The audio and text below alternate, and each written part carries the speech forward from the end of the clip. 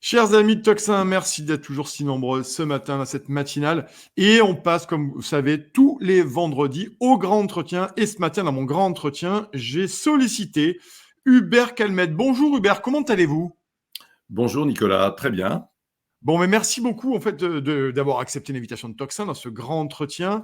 Vous êtes, je vous présente Hubert Calmette, expert en marketing. Vous enseignez également le marketing à la faculté. Vous travaillez sur le marketing territorial et politique. Et vous avez écrit, notamment, vous avez commis, Hubert, vous avez commis ce livre-là, le guide marketing du dissident aux éditions La Nouvelle Librairie, qu'on salue bien entendu. Et on va en parler de ce livre-là, mais je vous ai reçu surtout pour ce très très bon article que vous avez fait paraître dans la revue Éléments pour une dynamique du réveil, la stratégie de l'électrochoc. Et ça, cette question-là, je pense qu'elle va passionner nos téléspectateurs parce que vous le savez, s'ils regardent Tocsin, c'est qu'à un moment donné, ils ont besoin d'avoir une information différente, d'avoir des grilles de lecture. Là-dessus, on commence immédiatement sur le livre et après on passera sur le sujet de l'électrochoc populaire et de l'apathie populaire. Ce livre-là, rapidement, pourquoi l'avoir écrit? Qu'est-ce qu'on peut y trouver dans le guide marketing du dissident, Hubert Calmette? Alors bon, le titre est un petit peu provocateur, quasi Ouais, oxymorique, hein, ouais. puisque les dissidents, en général, n'aiment pas trop le marketing qui est Mm, plutôt attribué au système, hein, mm, vous en conviendrez. ouais, Mais je prends soin dans ce livre de distinguer le marketing de la demande du marketing de l'offre. Le ouais, marketing de la demande, c'est le marketing clientéliste, hein, ouais, celui qui est utilisé par l'essentiel des marques de grand chemin ou par les ouais, politiques de grand chemin, hein. ouais, Celui ouais. qui consiste en fait à transformer en temps réel une offre pour répondre à une demande. Voilà. Mm, Le marketing de l'offre nous intéresse beaucoup plus. Pourquoi? Parce qu'il considère que l'offre est intangible, qu'elle mm, soit politique ou qu'elle soit commerciale. Cette offre est ce qu'elle est, et on mm, met tout en œuvre, évidemment, pour la rendre intelligible, ouais, accessible mm, à une cible déterminée. Donc, ce que j'exprime simplement dans cet ouvrage, c'est que l'on peut faire main basse sur les armes de ouais, l'adversaire lorsqu'on est oui, dissident, hein, mm, sans pour autant se ranger sous son drapeau. mm. Oui, effectivement, c'est pour ça que c'est intéressant. Et, et là-dessus, qu'est-ce qui vous a donné, alors on va un peu rentrer rapidement dans le livre. Finalement, vous donnez quoi, Hubert? Des grilles de lecture, des idées, Oui, des techniques de manière à pouvoir occuper l'espace de l'adversaire pour pouvoir mieux s'exprimer et porter une voix, c'est ça? oui, il y a une analyse du Mm, système mm, en profondeur qui émane de quelqu'un qui, quelque part, vient du système, puisque l'essentiel de ma carrière s'est déroulé au sein d'entreprises. Alors, j'ai pris soin, pour ne pas me déjuger et me mm, regarder, continuer à me regarder dans la glace, mm, de travailler pour des marques qui ont une identité, un sens, un ancrage, mais je pense connaître le système de l'intérieur ouais, et, mm, et les marketeurs, tout particulièrement les marketeurs et leurs techniques. mm, Donc, c'est une analyse du système et de ses travers, hein, et ouais, des travers mm, dans lesquels il ne faut pas tomber lorsqu'on est simplement citoyen, hein, mm, puisque le système met tout en œuvre pour créer des addictions. Donc, je passe en revue tout ce système addictionnel qui est à l'œuvre. Et évidemment, puisqu'il s'agit d'un guide, j'offre au lecteur la possibilité de trouver quelques bonnes pratiques ouais, euh, pour pouvoir émerger dans un monde complexe où c'est une évidence, hein, tout est fait pour vous invisibiliser, surtout si ouais, vous avez un discours dissident, hein. oui, ah oui, Euh, ça, le, le, le oui, oui, oui, oui, oui, mainstream, le grand ouais, chemin est ouais, évidemment, mm, évidemment très, enfin, sans pitié pour vous, ouais, hein, mm, c'est une évidence. Donc, mettre toutes les chances de votre côté, des méthodologies, parce que le marketing, c'est aussi des méthodes, hein, ouais, savoir considérer un contexte, savoir définir ses objectifs, ses cibles, et mm, puis construire un plan d'action efficace et sans préjugés, hein. mm, Trop souvent, le dissident est bourré de préjugés. ouais, Or, on n'aborde pas une question électorale, ouais, mm, intellectuelle ou autre, mm, dans la dissidence avec des préjugés. mm, Il faut avoir un diagnostic froid et ces préjugés idéologiques, on a tout le loisir, lorsqu'on formule sa proposition, de les exprimer. Mais il faut trouver le bon moment pour le faire, vous voyez. mm, C'est-à-dire que l'analyse de la situation, elle doit être totalement dépassionnée et froide. Donc toutes ces méthodes sont décrites dans cet ouvrage. Et une fois de plus, j'invite le lecteur à se départir du premier des préjugés, qui est de dire tout est à jeter Ouais. dans les méthodes du système, alors même qu'elles ont montré leur efficacité. Oui, ben oui, vous avez malheureusement raison, en tout cas là-dessus. Le dissident, parce que je le sais, il y a beaucoup de gens qui nous regardent tous les matins et on est très heureux. Et beaucoup d'entre vous, là, je m'adresse aux téléspectateurs, je me suis rendu compte qu'en fait, ils avaient une vraie stratégie de communication en partageant les émissions comme Toxin, en partageant des articles sur WhatsApp, sur Facebook. Il y a vraiment une nébuleuse au sens premier du terme, c'est-à-dire qu'il y a des gens qui partagent. Est-ce que ça aussi, ce livre-là peut s'adresser à nos amis qui nous regardent et qui essaient à leur niveau, au moment donné, de diffuser une information alternative ou Bien, dissidente? bien évidemment, bien Ouais. évidemment. Je dirais même qu'il peut s'adresser au grand public, hein, même si Ouais. le titre a l'air un peu technique. Oui. Le grand public y trouvera un certain nombre de recettes pour se prémunir Ouais. des effets délétères du système, hein. Ouais. Je crois que comprendre, décortiquer une stratégie, c'est déjà l'affaiblir, vous voyez. Donc comprendre le monde dans lequel on vit, c'est déjà s'en prémunir et prémunir ses enfants. Il y a tout un chapitre sur la nécessité de se prémunir et par exemple d'identifier le kid marketing qui s'adresse de manière extrêmement pernicieuse aux Ouais. plus jeunes d'entre nous, parce qu'évidemment, ils sont beaucoup plus malléables et arrivent à enchasser dans leur esprit, dans leur encéphale, des marques, des produits, des réflexes, des concepts, et ça, c'est tout à fait dévastateur.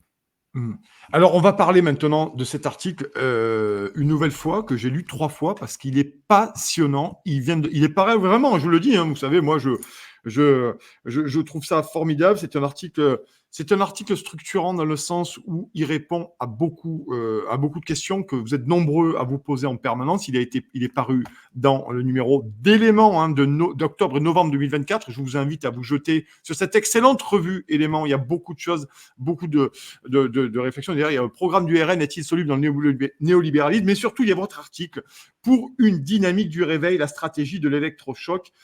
Ça commence de suite, véritablement dans l'introduction ou dans le chapeau, ce qu'on appelle le chapeau en journalisme. C'est la méthode avancée par Hubert Calmette, opposée au maître de l'anesthésie générale, une stratégie du réveil. Tout est là. Alors, tout après développé dans l'article, et on va rentrer dans le fond, véritablement une stratégie du réveil. C'est-à-dire, à qui doit s'adresser cette stratégie du réveil, Hubert? Alors, la stratégie du réveil, elle s'adresse évidemment aux politiques, Mm. aux intellectuels, Mm. à des gens comme vous, hein, Mm. aux journalistes, Mm. mais également aux citoyens, dès lors que ce citoyen a des messages à délivrer au quotidien Mm. et retrouve la saine envie de discuter, de parler politique, Ouais. hein, Mm. puisque tout le monde est concerné dans cette histoire. Ce qui est d'ailleurs très inquiétant, c'est que le citoyen ait déserté les Ouais. discussions de café de commerce, hein, Ouais. hein, Ouais. Ouais. qui étaient à de nombreux égards des Ouais. lieux de débat intéressants, hein. Et de foyer révolutionnaire à bien des périodes de l'histoire, hein. Mais bien sûr, mais bien Ouais. sûr. Voilà, donc finalement, cette histoire s'adresse à tout le monde dans un contexte où tout est fait Mm. pour nous neutraliser, hein, nous anesthésier, Mm. euh, pour des raisons qui tiennent simplement à l'essence même du système, hein. D'abord, le système, une fois de plus, cherche à vous vendre plein de choses, Mm. et en état d'anesthésie, vous êtes infiniment plus Ouais. malléable Mm. que lorsque vous avez votre esprit réactif, hein. Donc, au plan politique, on le voit très nettement. Je veux dire, Mm. il y a une espèce de musique politique qui s'installe, des peurs qui peuvent être instillées ici ou là, hein, on l'a vu avec la crise sanitaire, hein, créer un climat Mm. qui anesthésie les capacités réactives du citoyen. Et Mm. évidemment, tout cela se passe dans un contexte d'altération des capacités cognitives du Mm. citoyen.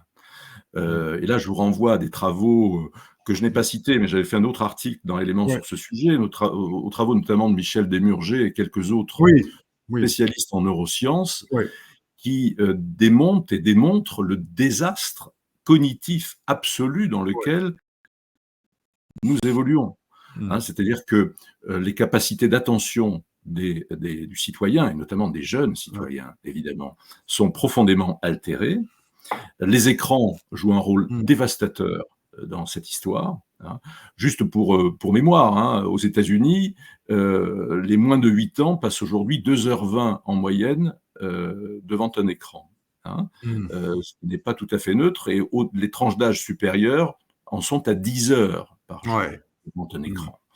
Les neurosciences ont démontré que tout cela avait un effet absolument dévastateur sur la capacité d'attention. On parle de troubles attentionnels et la création de nouvelles pathologies, de nouveaux types de schizophrénie. On ne sait plus distinguer le vrai du faux, etc. etc. Et tous ces troubles-là vont perdurer à l'âge adulte. Donc, si vous voulez, c'est bien d'un réveil qu'il s'agit. Hein, parce que vous avez une anesthésie et même une altération des capacités cognitives qui fait que vous ne pouvez plus enchasser un discours complexe dans un esprit. Vous avez, comme aurait dit Patrick Lelay, une part de cerveau disponible qui se réduit de jour en jour. Et donc, si vous n'avez pas, face à cela, une stratégie claire et nette, des mots pesés comme des boulets de canon, voyez, une concision dans votre expression, une radicalité. La radicalité n'est pas l'extrémisme. C'est même à de nombreux égards le contraire de l'extrémisme. La radicalité, étymologiquement, ça renvoie à l'ancrage. Hein. C'est radix, c'est les racines. Hein. Si vous n'avez pas quelque chose de distinctif et une maîtrise, évidemment, des nouvelles techniques de communication et des nouveaux médias, eh bien, vous n'émergez pas. Vous n'émergez pas, c'est-à-dire que vous n'arrivez pas à enchasser la moindre idée chez votre interlocuteur, qui, au passage, ne lit plus du tout. Vous avez en moyenne 1,5 livres lus chaque année. Hein, et c'est pire que cela. Parmi les lecteurs, vous avez beaucoup de mal à obtenir une restitution de la chose lue. Voyez, peu de mémorisation et une incapacité à restituer, y compris, accrochez-vous bien, Nicolas, y compris chez les étudiants de l'enseignement supérieur, que nous côtoyons tous. Hein, qui, évidemment, ont un programme de lecture obligatoire et qui vont s'astreindre à lire les ouvrages contenus dans ce programme, mais qui ne lisent rien ou presque à côté. Alors, évidemment, si vous êtes un normal sup, hein, si vous êtes normalien, si vous n'aimez pas la lecture, il y a un souci, hein, c'est clair. Mais sont-ils la seule élite qui se profile à l'horizon? Je crains que non, évidemment. Donc, on a un vrai souci cognitif qui est, à mon avis, le problème principal. Donc, dans ce contexte, on ne peut pas faire dans des approches d'amateurs. On est obligé d'avoir vraiment une vraie stratégie, concision, radicalité, maîtrise des outils, expression des objectifs et des cibles. Voilà, donc c'est en fait une méthodologie que je préconise, et surtout se départir de la guimauve de foire, voyez, des textes trop longs. Quand vous avez quelque chose d'aberrant, d'extrêmement décadent, vous ne pouvez pas réagir à cela avec un exposé en 10 pages. Vous êtes obligé de le faire avec un missile hypersonique. C'est la raison pour laquelle je pense qu'il y a une certaine violence à retrouver, hein, et je pèse mes mots, pas de violence physique. On n'est pas en train de préconiser de prendre les armes. Hein, oui, on ne fait pas d'appel à l'émeute, hein, voilà, pour tous nos opposants. Voilà. C'est pas du tout le sujet. Mais simplement être clair et net dans l'expression, car lorsqu'il y a des choses aberrantes, eh bien, il n'y a pas de demi-mesure possible. Oui, alors c'est intéressant parce que vous développez, c'est une idée que j'aime bien, parce que je la partage, mais parce qu'elle est intéressante aussi. Vous dites, l'élite ou supposée telle n'échappe pas à ce désastre cognitif. Ça aussi, c'est intéressant, parce que finalement, les gens qui sont au-dessus, pour faire très vite, eux aussi, quand on voit quand même les oiseaux, pardonnez-moi l'expression, qui sont au pouvoir depuis un certain temps, là aussi, il y a quand même un effondrement intellectuel, enfin, quelque chose sur laquelle je réfléchis, la question que je pose souvent à mes invités. D'ailleurs, vous êtes quand même le mieux placé pour répondre à cette question. Eux aussi, finalement, intellectuellement, ils se sont effondrés. Mais bien entendu, ils sont dans l'idéologie du smartphone, eux aussi. Ils tweetent à longueur de journée. Et les discours qu'ils délivrent sont fabriqués par des gens qui sont autour d'eux, qui sont des chargés de mission, des directeurs de cabinet et autres, Mm. et ils sont finalement les porte-voix de leurs directeurs de cabinet. Mm. Donc, il y a effectivement une construction de personnalités, on va dire, à forte capacité à délivrer le message. Ce sont des communicants. Hein. Mm. Je pense que d'ailleurs, aujourd'hui, les grandes écoles, l'ENA et autres, sont beaucoup plus des fabriques à Oui. communicants. Mm. Et on le voit d'ailleurs que Ouais. finalement, à personnalité en capacité de gérer le pays, si l'on en croit le désastre dans lequel on vit. Donc, il y a par contre une très forte capacité à délivrer du message. Ce sont d'excellents communicants, une capacité à instrumentaliser des crises, à traduire ces crises en opportunités. Hein.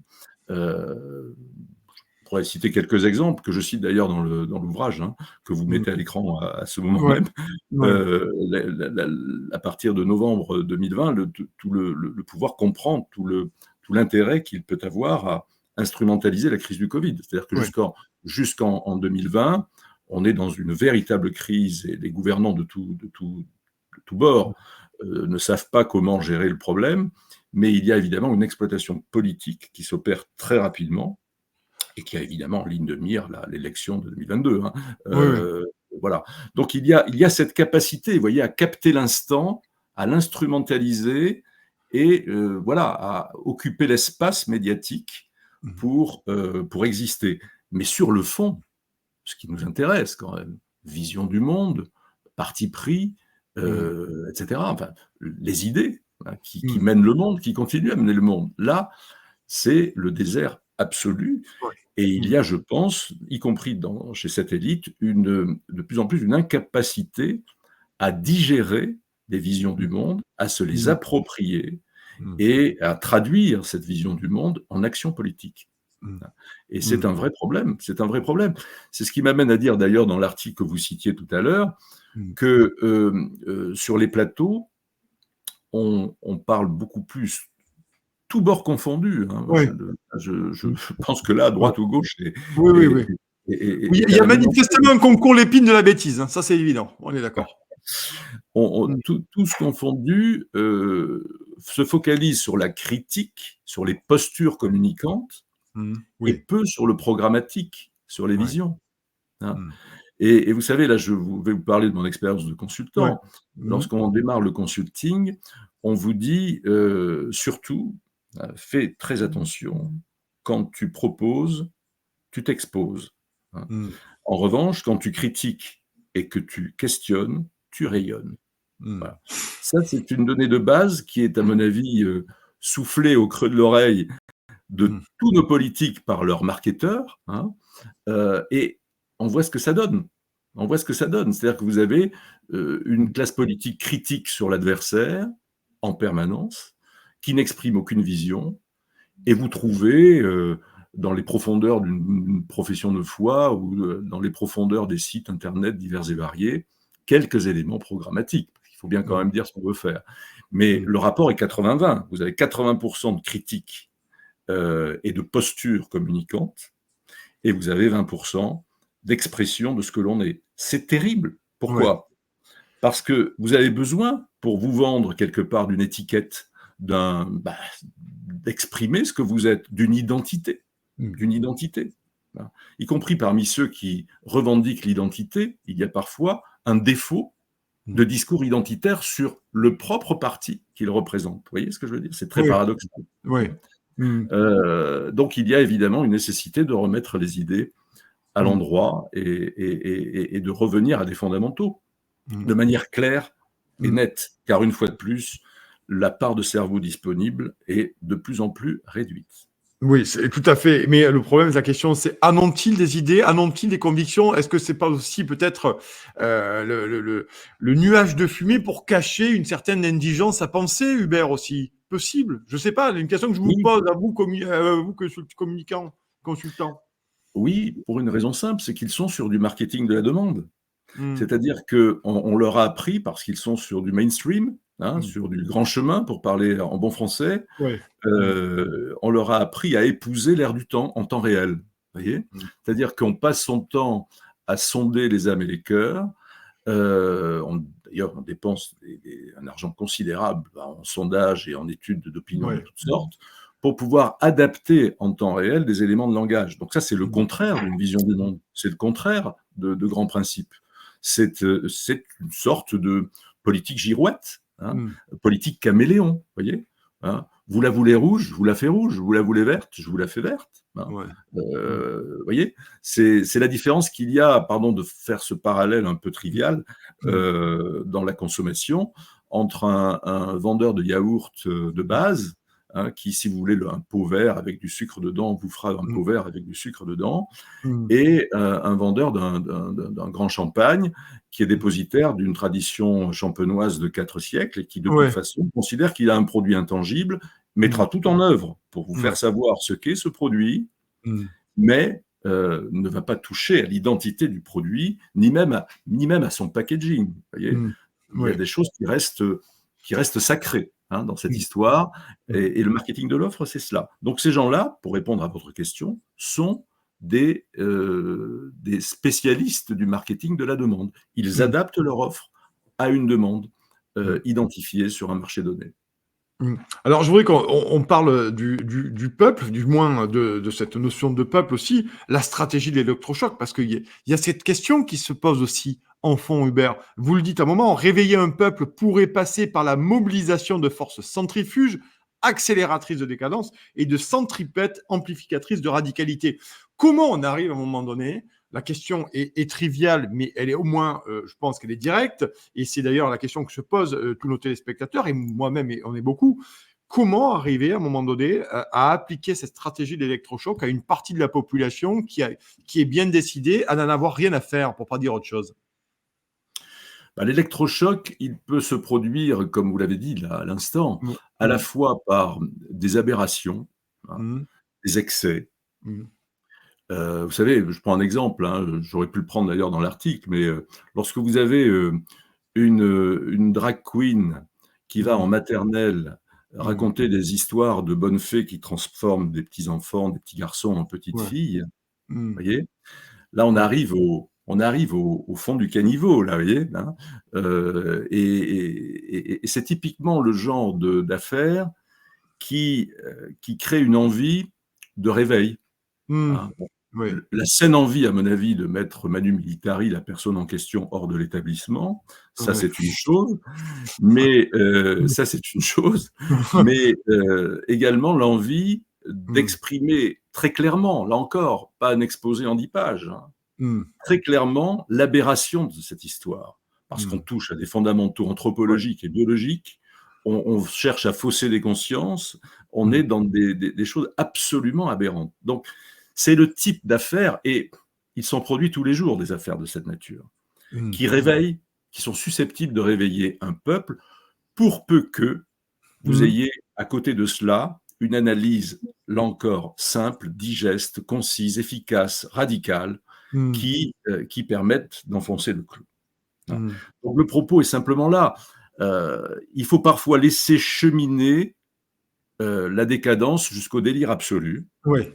Là, pour le coup, si les plus jeunes sont en Ouais. danger, il faut évidemment prévenir Mmh. cela. Mais il faut Ouais. parfois laisser cheminer cette décadence jusqu'au délire absolu pour Mmh. que se crée un Un salutaire réveil Ouais. qui n'est autre que l'instinct de survie. Mmh. Moi, j'en appelle à l'instinct de survie. À un Mmh. moment donné, vous avez un peuple ou des individus qui sont menacés dans ce qu'ils sont Mmh. de plus intime, de plus fondamental, hein. La réalité biologique, Ouais. elle ne se nie pas. Mmh. C'est un fait. Donc toute cette idéologie woke, quelque part, n'est pas une mauvaise nouvelle, en Mmh. cela que elle est la forme aberrante, extrémisée, Mmh. d'un combat qui a pu se profiler à d'autres moments, et qui, évidemment, est susceptible de susciter un réveil. Susciter une réaction, ça veut dire amplifier la réponse, hein, Mmh. amplifier la réponse avec ce souci de concision que j'évoquais. Mmh. Pour Ouais. pouvoir en quelques mots, aujourd'hui, exprimer le sujet qui est Mmh. le nôtre, la vision qui est le nôtre, ou la critique qui est la nôtre, hein, Ouais. par rapport Mmh. à l'événement que je citais tout à l'heure. trop souvent, on tombe dans l'intellectualisme, si vous voulez. Et Oui, l'intellectuel, par rapport à ce que je viens de dire à l'instant, pour lui, c'est un crève-cœur. Pourquoi? Parce que l'intellectuel a besoin d'espace pour s'exprimer. oui. Il a besoin de documenter, de mettre les idées en perspective. Et c'est très bien s'il est dans son Mm. rôle. Sauf que ce n'est plus suffisant, ça. Et c'est d'autant moins suffisant que personne n'est en capacité aujourd'hui, enfin, peu sont en capacité de capter la subtilité de son discours. Mm. Donc j'en appelle dans une revue intellectuelle, élément que vous avez Ouais. cité, Mm. à un certain pragmatisme, hein, qui consiste à dire on a besoin d'une autre grille de lecture et Mm. grille d'élaboration des messages Mm. qui feront sans doute se rencontrer, qui fera sans doute se rencontrer des profils complémentaires. Mm. L'intellectuel qui a la vision du monde, qui quelque part est en capacité de mettre en perspective ses idées et dégage des concepts. Le Mm. propagandiste qui, Ben lui, oui. transforme ses concepts Mm. en missiles hypersoniques, Ouais, hein, et ouais, connaît très bien ouais. le monde Et des en médias, tapis de bombe aussi, Hubert, hein. En tapis de bombe aussi, hein. en tapis de bombe aussi, bien Ouais. sûr, Mm. Mm. et le journaliste et le politique qui, eux, sont au contact de la cible. Vous voyez, ce sont ces Mm. trois profils, ces trois catégories de profils Mm. qui, si vous les mettez dans une équipe, dans une task force, sont en Ouais. capacité de sortir des boulets de canon. Mm. Mais si vous restez dans on va dire, dans de l'idéologie de Tour d'Ivoire, de Mm. l'intellectualisme de Tour d'Ivoire, Ouais. Mm. eh bien, le risque, c'est que c'est de l'onanisme intellectuel, très vite, voyez. Ouais. C'est Mm. ça le problème. Mm. Là-dessus, effectivement, vous le dites, hein, au-delà des poètes, je cite bien sûr votre article dans Éléments du mois d'octobre et de novembre 2024. Ah, vraiment, je vous invite à vous jeter déjà sur la revue. Il y a pas mal d'articles très intéressants, et notamment le grand papier d'Hubert Calmette. C'est le sujet pour lequel je l'invite ce matin. Et également, vous pouvez prolonger le plaisir, la délicatesse en achetant bien sûr son livre, le guide marketing du dissident. Chers amis, jetez-vous sur ce livre. Ça va vous faire une excellente lecture pour ce week-end, même pour les jours à venir, parce que vous en avez besoin.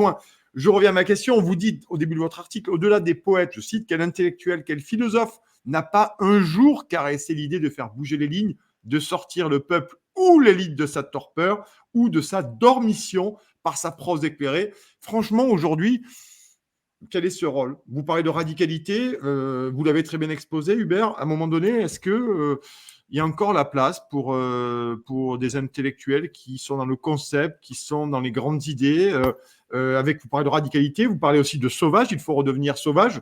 Ces questions-là se posent. Est-ce qu'on n'arrive pas à un niveau de putréfaction où la grille de lecture devient de plus en plus compliquée à conceptualiser? Bien sûr, elle est difficile, elle est complexe, mais Mm. l'intellectuel est toujours utile. Oui.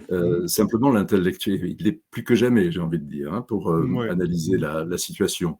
Le problème est que l'intellectuel, contrairement à l'époque de Victor Hugo, que je cite dans l'article en question, l'intellectuel n'est plus en capacité, semble-t-il, de produire un message intelligible, un Mm. message audible par ce citoyen Mm. qui est altéré dans ses capacités. Donc, il a besoin d'un soutien. On ne va pas demander à l'intellectuel de jouer les propagandistes. Il n'a pas Mm. le profil pour le faire. C'est d'ailleurs pas son souhait, hein. Mm. Pour autant, son utilité, une fois de plus, c'est ce triptyque, hein, cette machine à produire du militantisme que j'évoquais tout à l'heure, avec d'un côté l'intellectuel, le propagandiste et ceux qui sont au contact de la cible, les politiques et les journalistes. C'est Mm. cette synthèse-là qui est susceptible de produire des éléments qui vont faire mouche. Mm. Mon obsession aujourd'hui, c'est de faire dans l'efficacité, Ouais. dans un contexte où les messages ne passent pas, une fois de plus, hein, où on zappe très vite et où on n'en chasse pas de la pensée Ouais. complexe. Donc l'intellectuel est utile, oui, bien sûr, il est le générateur de substrat, mais il a besoin, à ses côtés, d'éléments qui vont traduire ces éléments Mm. fondamentaux en boulets de canon. Mm. Mmh. On arrive à la fin de l'entretien, il reste encore 5 minutes. Hubert Calmette, merci d'être là ce matin, sur Tocsin pour ce grand entretien. Je le répète vraiment, au risque de me répéter, je ne vais pas faire mon Michel Drucker qui n'a jamais vu un mauvais film en 40 ans, ni écouté un mauvais album, ni lu un mauvais livre, mais manifestement cet article est très intéressant et votre travail, Hubert, est très intéressant. Et vous dites à un moment donné en fin d'article, eh bien, il est sans doute temps de se jeter à l'eau avec tous les risques que cela comporte et de mettre sous les projecteurs les 10 points clés d'un programme cohérent et synthétique. Se jeter à l'eau. J'ai beaucoup aimé, j'ai souligné 4 fois cette phrase parce que je me dis, mais qu'est-ce que veut dire Hubert Calmette dans Il est temps de se jeter à l'eau? Ben, oser s'afficher, oser afficher Ouais. une étiquette, voyez. Mmh. Ouais. Euh, Parce que les étiquettes, certains diront que c'est pour les pots de confiture. Ouais.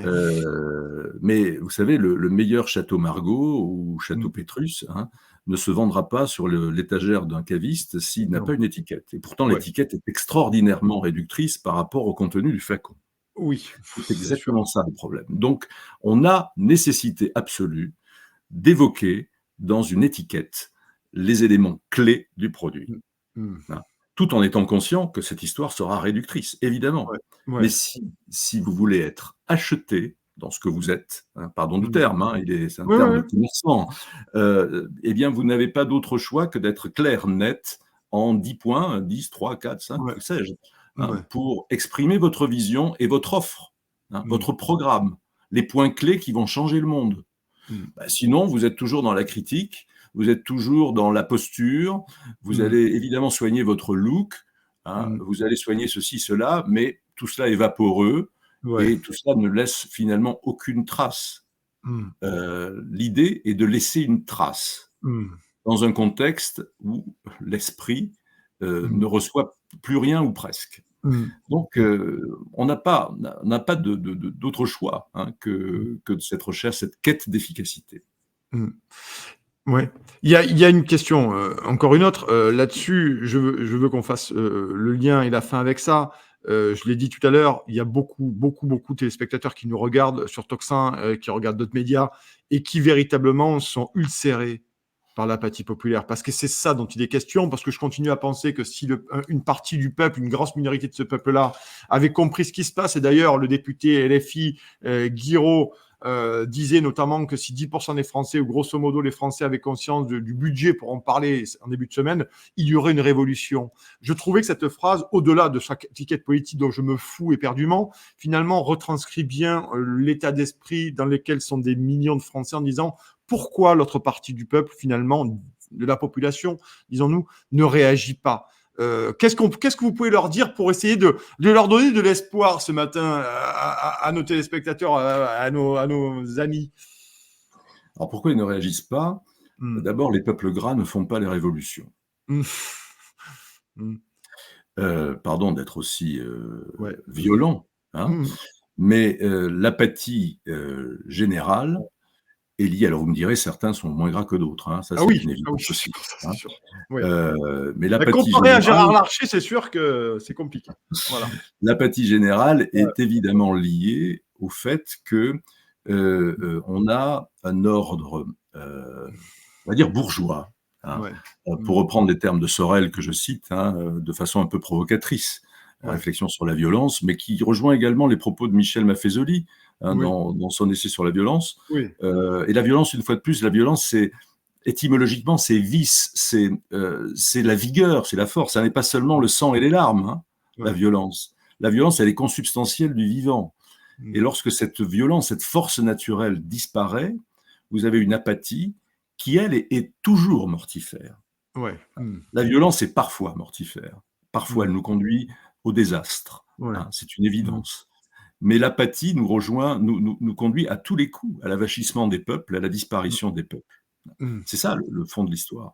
Mmh. Donc, oui, ce qu'il faut leur dire, c'est que il faut prendre le temps de s'imprégner d'une Ouais. pensée, prendre le temps de s'imprégner de nouveaux axes, de nouveaux programmes, Mmh. et ne pas céder à cette, comment dirais-je, à ce zapping permanent qui Mmh. est totalement délétère pour nos capacités cognitives et délétère pour se forger, bah, tout simplement un avis de citoyen. Mmh. Donc il y a toujours une raison d'espérer dès lors qu'une part de notre cerveau est préservée. Mmh. Mais c'est surtout vers les plus jeunes qu'il faut être d'une grande vigilance, car voir les jeunes cerveaux attaqués si prématurément, je vous ai parlé des moins de 8 Ouais, ans, mais c'est 1 heure par jour pour les moins de ouais, 3 ans. Vous vous rendez compte? Est-ce que vous mmh, vous rendez compte? Le dommage créé. ouais, mmh, Et il est souvent irréversible. 60% des troubles attentionnels perdurent à l'âge adulte. Donc vous mmh, aurez évidemment de plus en plus de problèmes à exprimer, à faire passer un message. C'est un mmh, vrai souci. Donc simplement, prophylaxie, hein, se tenir ouais, le plus possible à l'écart de ceux qui vous rendent confus dans la mmh, perception des choses et du monde, et mmh, puis accepter de retrouver le chemin de la lecture, hein. mmh, On n'est pas obligé de démarrer par des œuvres philosophiques en 14 tomes, hein. ouais, oui, Euh, vous avez parlé d'éléments, vous avez ouais, aussi des médias comme le vôtre qui ne sont pas ouais, mmh, des médias papier, hein, ouais, mais que ce soit Toxin, TV Liberté ou d'autres, sont des ouais, médias qui permettent aussi d'éveiller les consciences, mmh, hein, mmh, et d'inviter, comme vous le faites à l'instant même, de lire des bouquins. Donc, ouais, on boucle la ouais. boucle. Et on sait que vous êtes très, très, très fidèle à l'achat de bouquins parce qu'on nous le dit souvent. Les livres connaissent des pics de vente quand on se passe chez nous et on est ravis, bien entendu. En tout cas, c'est la fin de cet entretien. Merci beaucoup, Hubert Calmette, de nous avoir, Merci à d'essayer vous. de nous Merci, Nicolas. prévenir de la bêtise et de nous alerter sur tout ça. En tout cas, c'était vraiment très intéressant sur la stratégie de l'électrochoc. On va bien entendu vous suivre, cher Hubert. On vous réinvitera pour continuer les discussions parce que je Avec pense qu'il y plaisir. aura matière à discuter de tout ça dans les jours à venir, tellement l'empire de la bêtise s'étend de jour en jour avec ces élites qui n'ont pas échappé, comme vous le dites si bien, au désastre cognitif. N'hésitez pas, chers amis, à acheter le livre de Hubert Calmette. Vous l'avez, voilà, le guide marketing du dissident aux éditions La Nouvelle Librairie qu'on salue. Et bien entendu, n'hésitez pas à aller les lire, son très bon papier. Et les autres sur Éléments, octobre-novembre 2014. Hubert Calmette, vous êtes expert en marketing, conseiller, vous accompagnez des organisations publiques et privées et vous enseignez à la fac de marketing, spécialisé aussi en marketing territorial et politique. Je vous souhaite une excellente journée. Merci d'avoir accepté notre invitation sur le grand entretien de la matinale. À très bientôt, Hubert Calmette. Merci À beaucoup. Bon bientôt. week-end à vous. Merci, bon week-end.